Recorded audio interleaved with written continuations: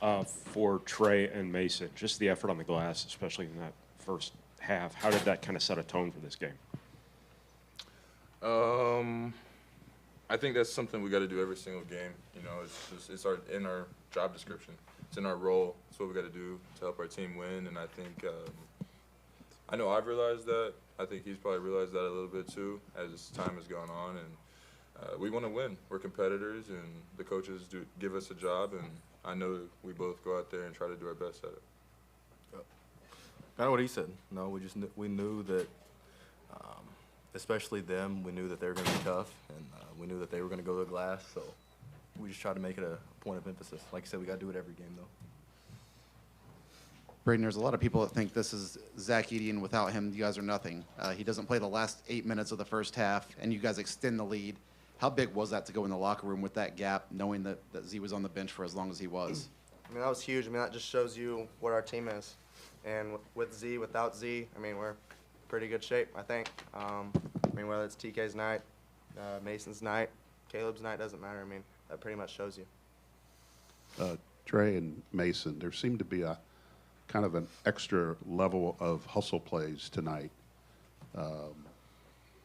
It seemed to have a lot of energy at the beginning, and did that carry over throughout the game to just get the loose balls or keep plays alive type of situations? You can go first. Yeah, I don't know. I mean, I just think that that's kind of just what we want to do when we go in the game. Like you said, we're super competitive, and we knew it's one of the things where, to me, I knew that they were good rebounding team, so I wanted to, make sure that we out-rebounded them by as many rebounds as possible. So that's just kind of my competitive drive towards kind of what they're good at. But. Yeah, same here. I knew we had to win on the rebounding war, and we've been talking about it for the past couple of days, so we took care of our job on that, I think.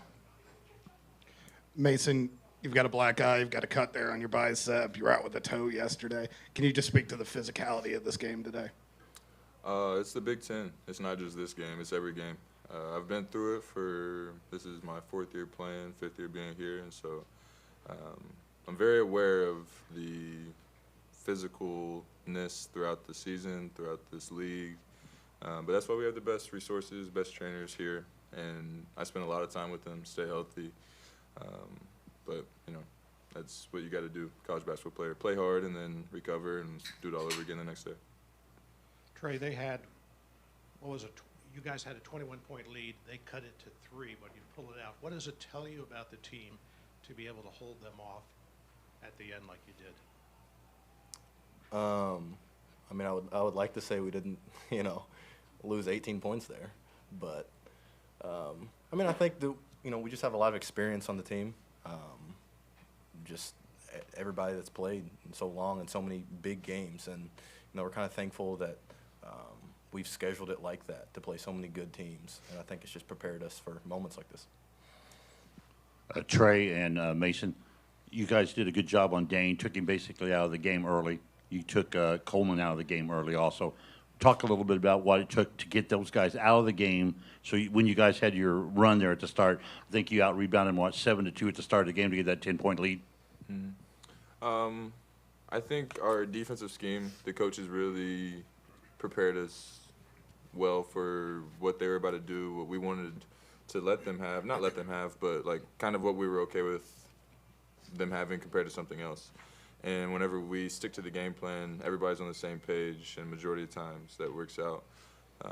But, I think it also goes with everybody else. Everybody this season I feel like has upped their attention to detail with scout, and the coaches have pressured us with that.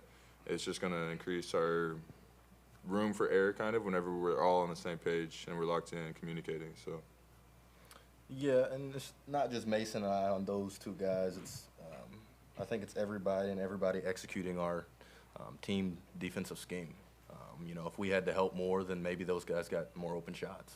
And so I think just everybody did a good job defensively and knowing what we were doing. For Braden, hey, you've been running your two-man stuff in pick and roll with Zach all season, obviously. How's it different with Trey? You guys had a good thing going there in the first half. He gave you a little bit of a short roll element too. Yeah, I think it's kind of easier. Because me and TK played all summer together because we just tried to compete against Z, and me and him worked on that a lot. And I mean, it was either my pull up mid range or him shooting that little floater. So I mean, I trust him in it, and I tell him every single time, hey, let's get into that, whether Z's in or Z's out. Like, let's just do it because it's going to be a killer, and no one's going to be able to stop that. Trey, the three-pointer with 5 minutes left put you up 14. Just what kind of moment was that for you, and what kind of moment can that be for you as you move forward through the season? Yeah, I mean, obviously it's a confidence boost, but I've shot well. We shoot a lot of threes in practice, and so it's a shot that I practice. And if they're going to leave it wide open, I got to be able to step up and hit it.